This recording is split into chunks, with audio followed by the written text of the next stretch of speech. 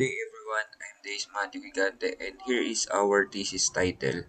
So, Implementing Predictive Analytics Using Machine Learning in a Web-Based Academic Platform. So, here is my group members and I am Gigante Days Matthew and this is my two members which is Wanzon Joven and Palomaria Kane Vincent. So this is the topics to be discussed, which is the introduction, statement of the problem, system presentation, conclusion, and recommendation.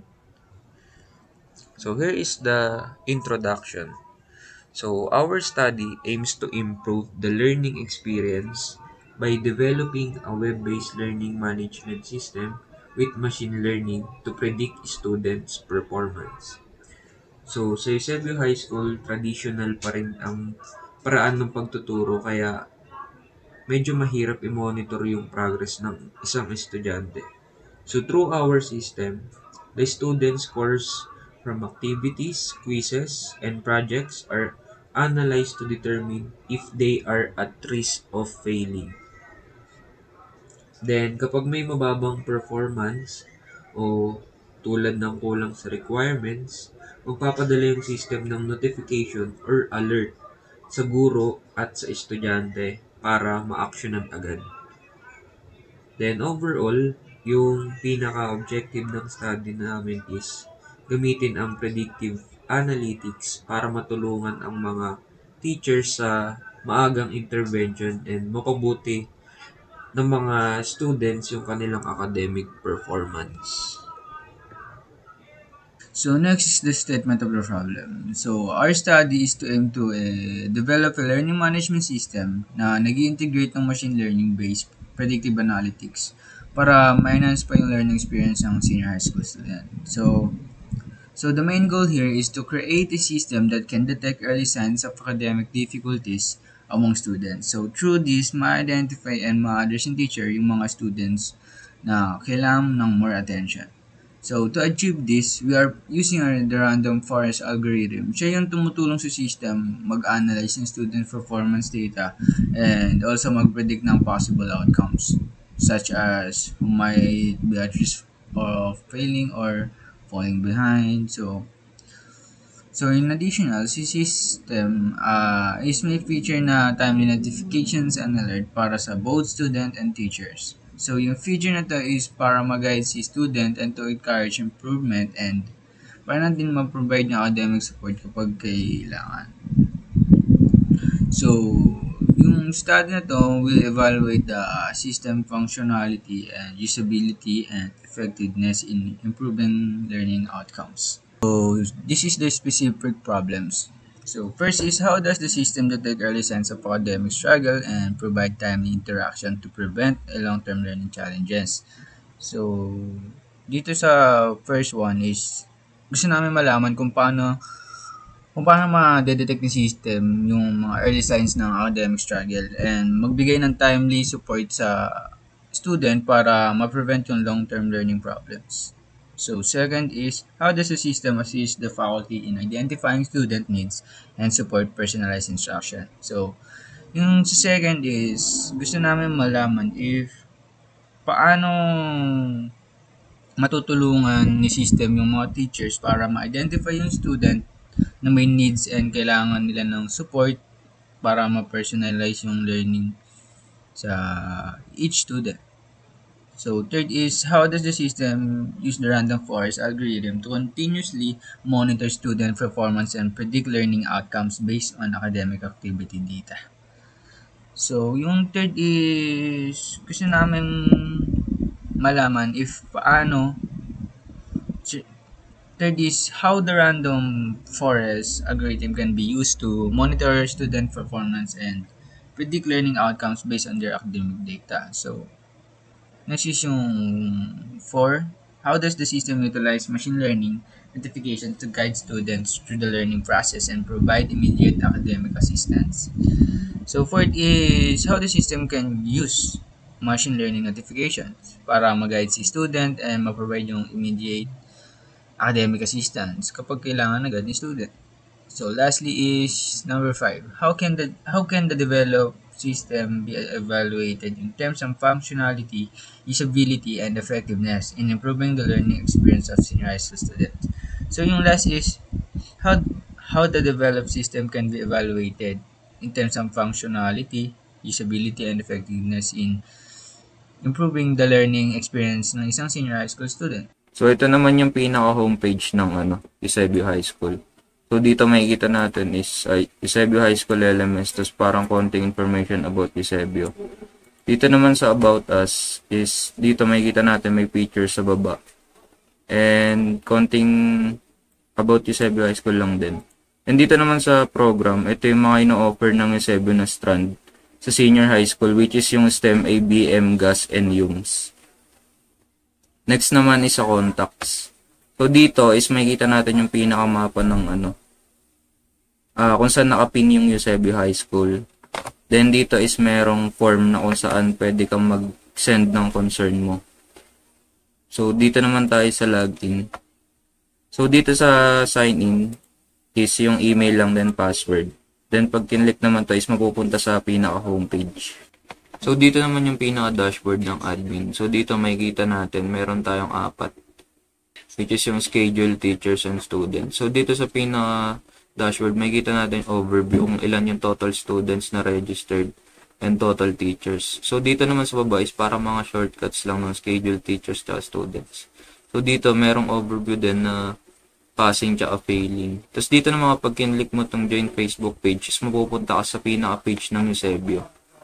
Tapos dito naman sa schedule is makikita natin yung course name, strand section, teacher name, schedule time. Then meron tayong dalawang action which is yung edit tsaka delete.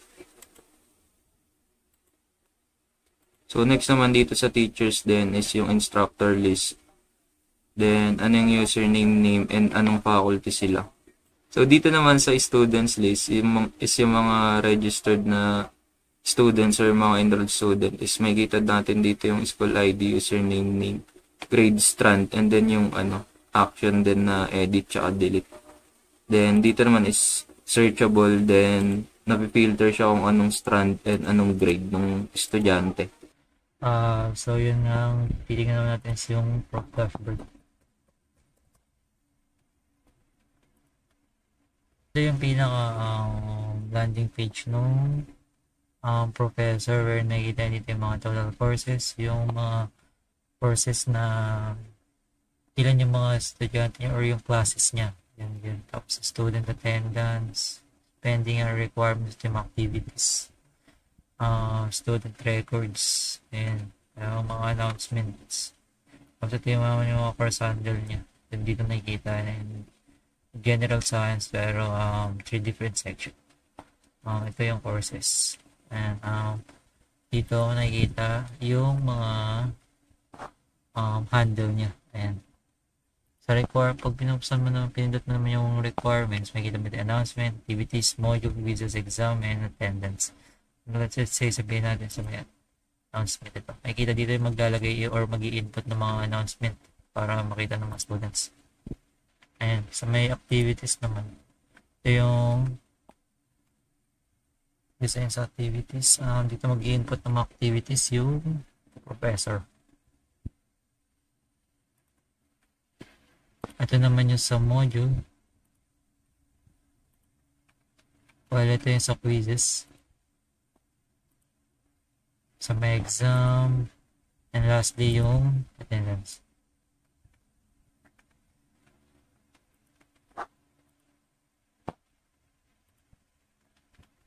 Ito yun sa performance na makikita dito yung parang list ng estudyante, yung parang class list. Ayan, ito yung estudyante, nakikita yan.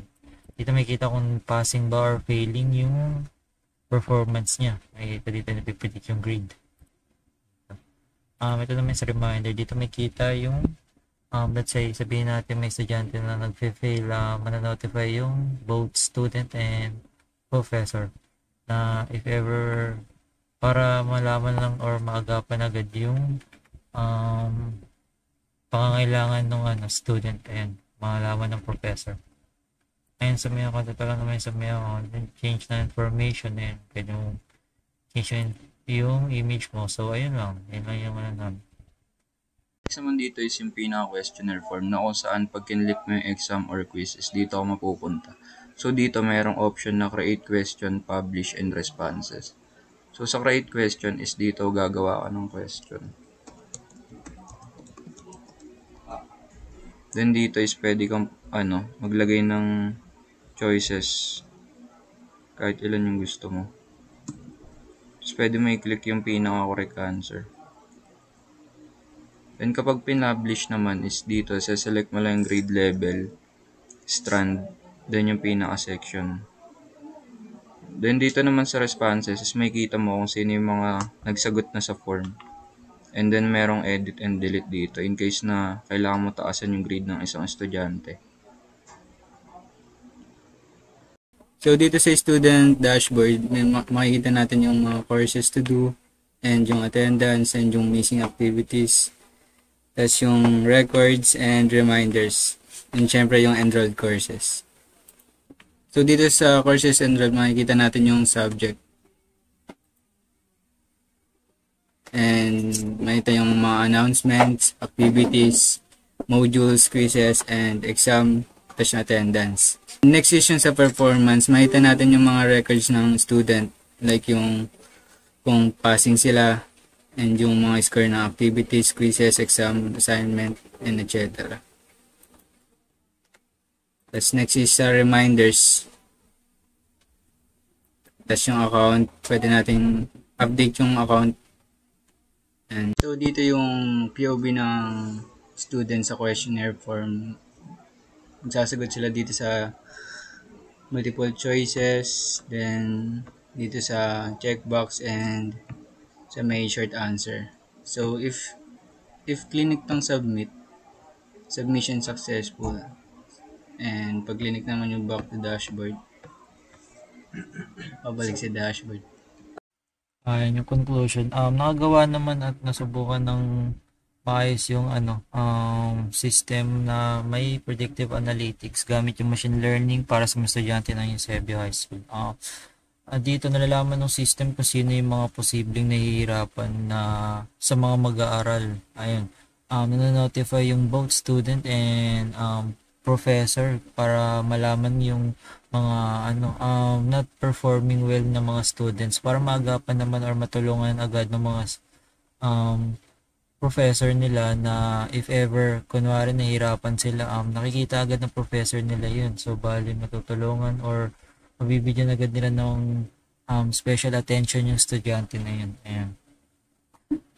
Yung ginamit namin dito is yung parang XGBoost which is 99% accuracy kaya maasahan talaga yung resulta dito at mas magiging aware at responsable yung estudyante kasi makikita nila yung mismong grade nila dun sa system namin. And next is yung recommendation for action. And pwede naman tayo gumawa ng mga orientation or yung workshop para turuan yung mga estudyante or staff kung paano gamitin yung system tulad nung pagsasubmit o pag-check ng mga requirements online. Dapat din yung student success office at other department ay gumagamit ng system para hindi mano-mano yung proseso at maiwasan natin yung pagpila o paghihintay dun sa mga requirements para mas mabilis yung pagproseso ng mga data, ganun. Maganda rin sana kung magdagdag sila ng mga data nung estado sa buhay dami ng tao at yung kasikatan ng kurso. Maganda rin siguro nung maglagay ng mga feedback wherein may makakapag sabi yung mga users ng system sa mga problema ng system, ganun, para ma-improve pa yung system. Next is recommendation for future researchers. Para nga dun sa mga susunod na researchers, pwedeng sumubok ng mga iba pang machine learnings na para tulad ng ridge regression, elastic net, and para mas tumaas yung accuracy, pwede rin idagdag yung real-time data mula sa enrollment at feedback ng estudyante para makasabay yung system sa pagbabago ng paaralan. Ayan. Ayan, pwede rin naman isama yung mga salik na tulad ng paglaki ng populasyon, pagbabago ng tuition, and yung pagbabago ng patakaran para makita kung paano ito maapektuhan yung mga estudyante.